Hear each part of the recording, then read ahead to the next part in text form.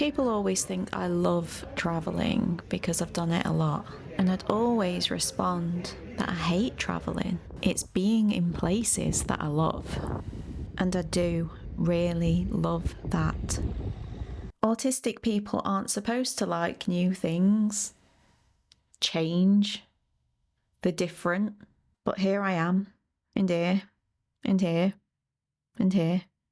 Pop me in the middle of a new city with my headphones and camera and notebook, and I'm a happy chappy. Obviously, I also need water and a snack and my vape and tissues. I always need tissues and lip balm and an umbrella just in case.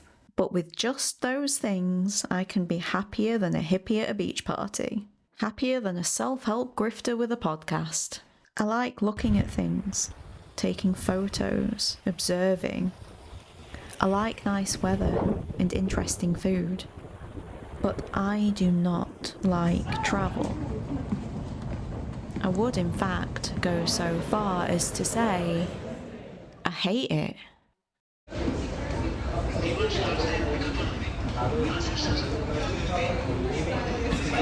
I travel back and forth from Germany to the UK kind of regularly. I'm a British immigrant living in Berlin, and most of my family simply can't come and visit me. I love being back there, and so I wish, with all of my heart, that it was easier. I wish I didn't have to take at least 2 days to mentally prepare for something I actually really want to do. I wish I didn't dread these trips. It makes me feel guilty, but it is dread that I feel. Sure, I don't love being away from my own bed, my home, partner, my cat, but that stuff is more of a discomfort that I know I can bear, a thing that will only make me happy to be home. I dread the journey, waking up early, getting in a taxi or on a train, the stress of getting to the airport or station on time. I usually fly these days. I tried doing it by train a couple of times, and I probably will again, if I ever have more time than usual. There's a stereotype in the UK about German trains always being on time, and that could not be further from the truth. I don't know when it stopped being true, and honestly, I'm too afraid to ask. When you have to get multiple trains, it presents multiple opportunities for delay, and in my experience, Deutsche Bahn take full advantage of every such opportunity. So I fly a few times a year. Green credentials ruined, I know. And I dread the journey, the security checkpoints, the rageful frustration that I know I'm going to feel about the people who don't read the signs, who don't prepare their stuff and who hold up the line, those people who need 5 trays and who never put them away when they're done with them. Being in airports and supermarkets turns me into an unbearable Karen. I hate everyone. I judge harshly and universally. But quietly, you understand, never out loud, never more than a very English.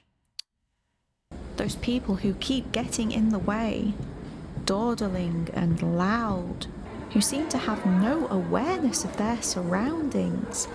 I hate them because I'm jealous. It looks so nice. Ignorance in these situations must surely be bliss. I have to prepare myself weeks in advance for a trip of 4 days. Double, triple checking bookings, lists upon lists. I pack at least a week before, and then I rethink things closer to the time, but at least I know I won't forget anything important. I lay out my clothes the night before, make sure none of the apps I use have changed their UI. Is my account still connected to Uber? Are the boarding passes still where they used to be? The day before travel, I need to do nothing. Have nothing to do. Clear my mind. Visualise the journey. Recheck the lists. Recheck the weather forecast. Clear my mind. Visualise the journey. Clear my mind. I don't even like scrolling on social media on those days, as I can lose time. It'll slip away from me, and then the stressful thing is even closer than it was, and am I sure I'm really ready? I should probably set my alarms. I hate waking up early. I'm a slow riser at the best of times, but if I have to get out of bed significantly earlier than I normally do, it messes me up. Like nausea, sweating, constipation. Lovely. Lovely stuff. I get travel sick. I'll probably be sick by the time I get to the airport. Taxi drivers hold my sanity in their hands. Why do people accelerate towards red lights knowing that they're only going to have to slam on the brakes? Sometimes I think they can tell and they're fucking with me. I get travel sick even in situations where most people who get travel sick say they're fine. Planes, trains, it doesn't matter if there's no corners or little change of speed. If we're moving, I'm at risk of nausea and vertigo. I've felt motion sickness up to 3 days after particularly bumpy journeys. So I can't read. Ever. Not while moving. Podcasts and ginger candy. This is the way. My dad always called air travel uncivilized, and I think he's onto something. The entire process is some kind of cruel and unusual treatment. If it's a once a year, exciting, big holiday kind of thing, then cool, yeah, I could cope. Or if I was a well-paid man of business in my lounges with my buffets and my hot towels and my extra legroom, that maybe I might cope better. But this...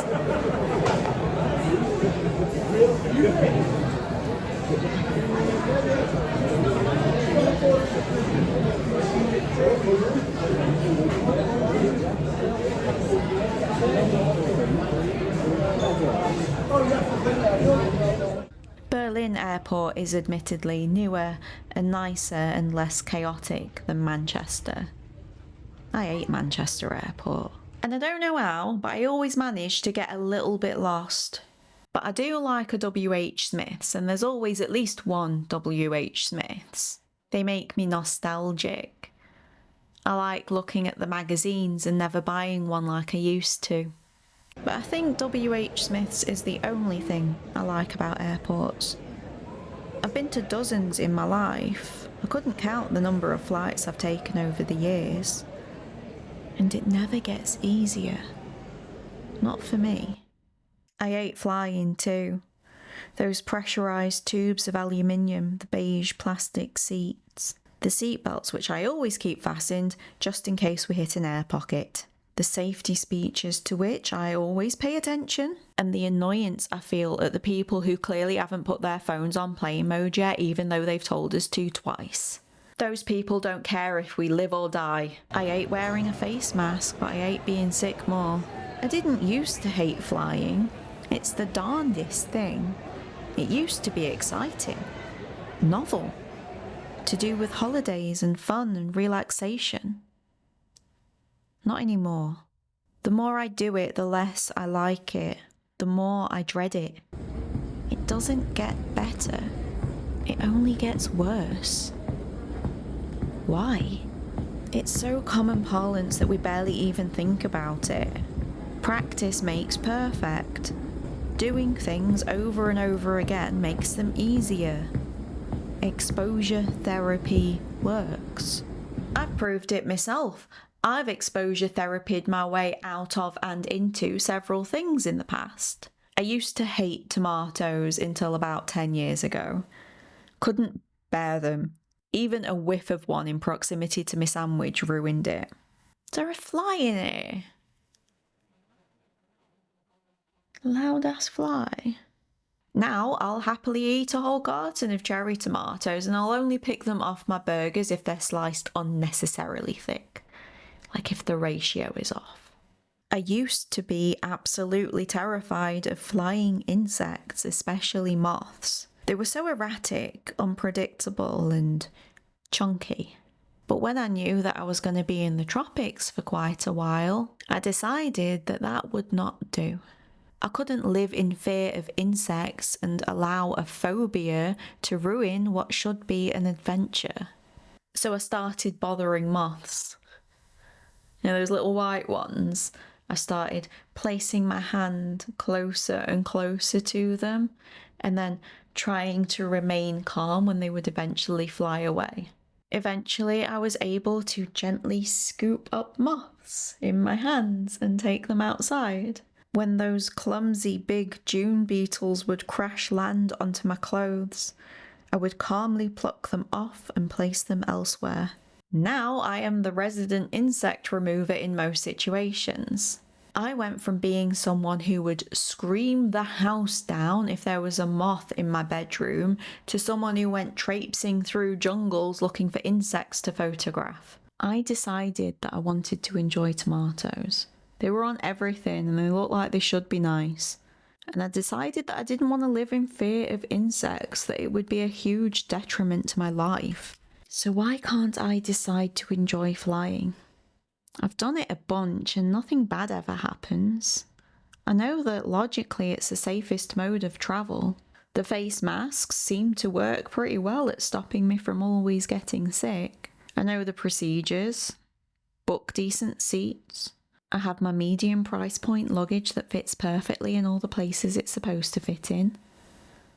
The flights I'm taking aren't even that long. 1 hour 40 minutes. That's nothing. And I want to. I have extremely good reasons for wanting to too. So why can't I get used to it?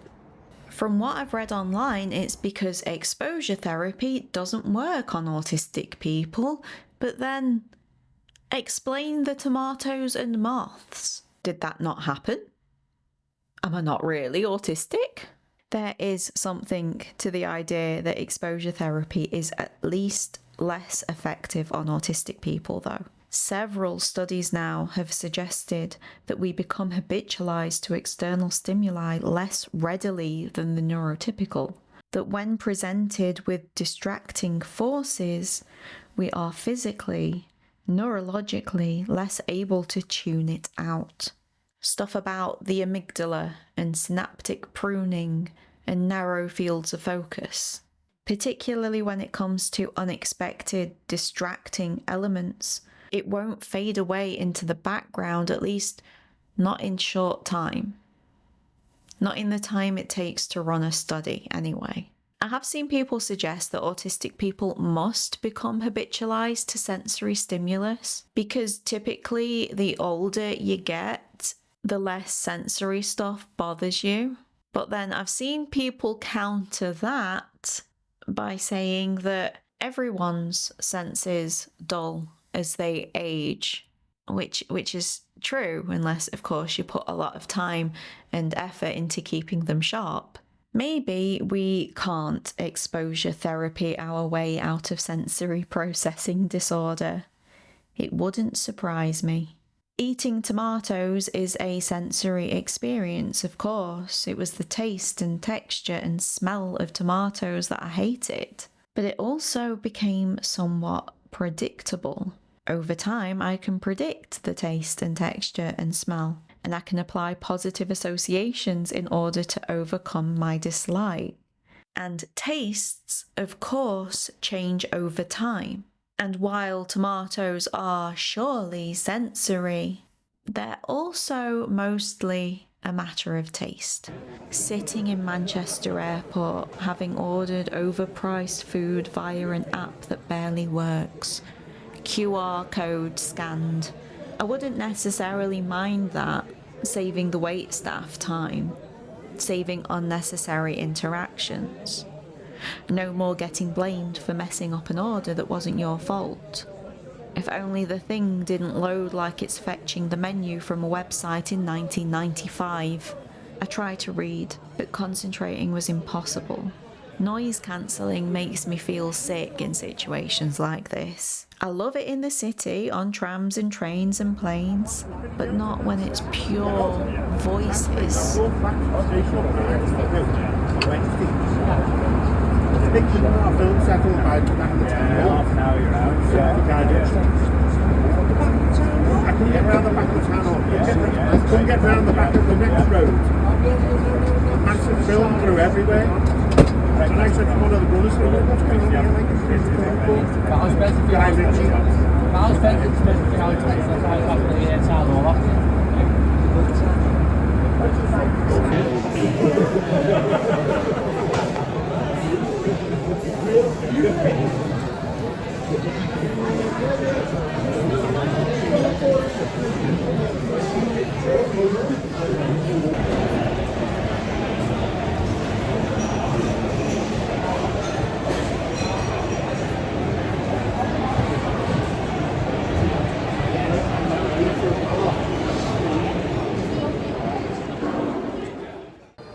When I can still feel the commotion around me, the movement, the heat, the energy, the announcements across the tannoy, noise cancelling makes me feel sick. So I cope. I deal. I eat my terrible food and I retreat. No sitting at the bar enjoying a drink before the flight for me. In situations like this, it feels like my head is being crushed. The volume seems to get louder over time or just less bearable. Cacophony, but make it crescendo. It obviously is not doing that though, is it? It's an illusion, an effect of my neurology. For most people, it seems to me, the effect happens in the opposite way. They settle in. They can hear each other speaking, apparently.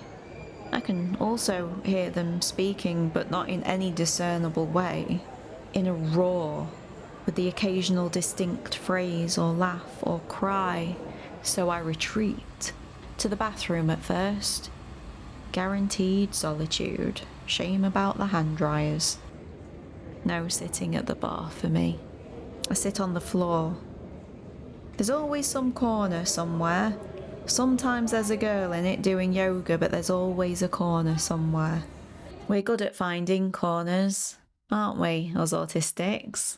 Tell us in the comments about your favourite corner. That wee nook or cranny. That little space which few people but you know about.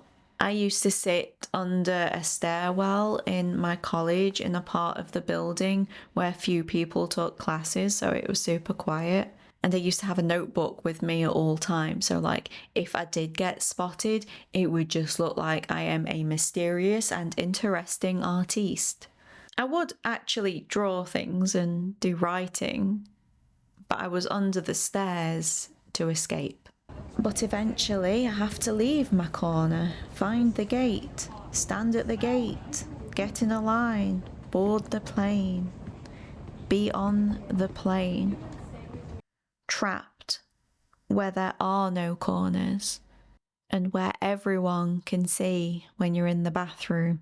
I never get used to this because there is no way to predict the sensory experience of being in an airport. So no, maybe we can't exposure therapy our way out of sensory processing disorder. I look around at everyone else, at all the corners. Most people aren't in corners. Most people are just acting normal, like all of this is normal. Some of them, no doubt, are seasoned travellers, fully exposed. But not all. Not even most, probably. And I certainly can't exposure therapy my way out of my other disabilities, which us autistics so often come with as some kind of buy one get one free deal on disability. I've got hypermobile EDS, which makes all the standing and sitting and walking and carrying less than enjoyable. And I've got probable POTS, which, yeah. All that motion sickness and vertigo, I don't think that's an autism thing. Or my tendency to catch viruses and then get fully sick whenever I do. And I get that, what's it called? Aerosinusitis or something? Aerosinusitis.